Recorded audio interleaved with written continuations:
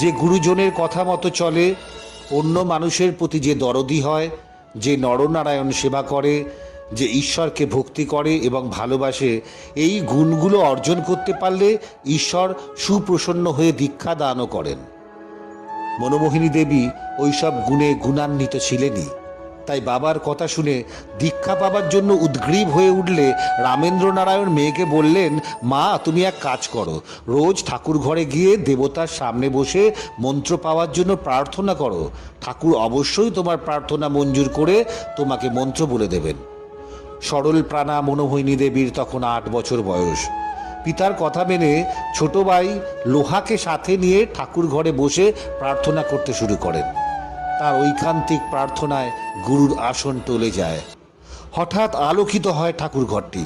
মনোমোহিনী দেবী স্পষ্ট দেখতে পান সিংহাসনের পিতলের মূর্তি স্থানে বসে আছেন মাথায়